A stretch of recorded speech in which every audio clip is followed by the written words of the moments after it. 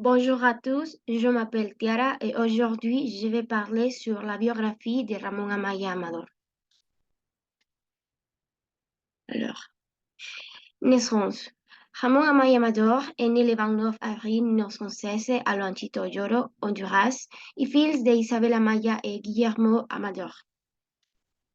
Bien, histoire. Il a commencé sa carrière d'écrivain de fiction avec les récits La Nochebuena del Campeño Juan Blas, publié le 31 décembre 1939 dans la numéro 15 de la revue ANOC, organe de l'Association nationale des chronistas, Association nationale des chroniqueurs. Il a commencé à travailler comme journaliste en 1941 comme rédacteur en chef du journal El Atlántico, a La Ceiba, le 8 octobre 1943. Ramón Amaya fonde l'hebdomadaire Alerta avec Dionisio Romero Narváez. Par sa production féconde, Amaya Amador est l'un des auteurs les plus prolifiques du Honduras. Bien. Les œuvres de Ramón Amaya Amador, Prisión Verde, Amanecer, El Indio Sánchez, Los Brujos de la Matepec, Biografía de un Machete, entre autres. Après avoir travaillé dans les Bananières, les jeunes hommes publié pour la première fois ses écrits en 1939, et puis il devient rédacteur en chef, comme j'ai dit, le Journal Atlantique en 1941. Par la suite, ses ambitions sont plus élevées. Il décide donc de fonder le l'Atleta en 1943.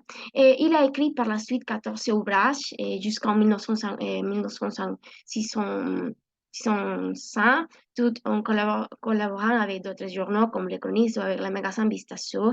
Et l'écrivain puis son inspiration de les conditions de vie des plus démunis, un travail salutaire et infertile qui compte plus les 30 essais, contes et romans, Prisión Verde, Demir l'écrit, fondamental de tout son ouvrage. L'auteur décédé en 1900, malgré, malheureusement, l'auteur décédé en 1966. Mais on va continuer. Et Ramón Amador date qu'il est en 1941, 1945, 1957. Bien, en 1941, il a commencé à travailler en tant que journaliste pour l'Atlántico La Ceiba, comme j'ai dit avant. Et en 1945, Ramón Amaya Amador a commencé à publier son roman Prisión Verde, l'un de ses œuvres plus importantes et plus connues aussi. Sur une masse hebdomadaire, les auteurs l'ont dévoré avec les délégations car il s'agit d'un plaidoyer contre ceux qui avaient vendu leurs terres à l'entreprise bananière. Une situation terrible pour Honduras à cette époque-là. De défense des intérêts des laborers, des batailles et d'inclus des remontes à faveur des travailleurs. En 1957, en avril 1959, il a quitté à nouveau le pays, Honduras, avec sa femme et son fils. Axa Ixel et Carlos Raúl s'installa en Tchécoslovaquie et il s'est installé dans la ville de Prague, où il a travaillé pour un magasin intitulé Problèmes de paix et de socialisme. On peut voir que Ramón Amaya Amador a lutté pour les droits en Honduras et aussi en Prague. Bien, la vie personnelle de Ramón Amaya Amador. Il était le fils d'une mère célibataire, Isabel Amaya, fille de Felipe Amaya, boulangère, et du peintre Guillermo Amador, originaire de Comayagua.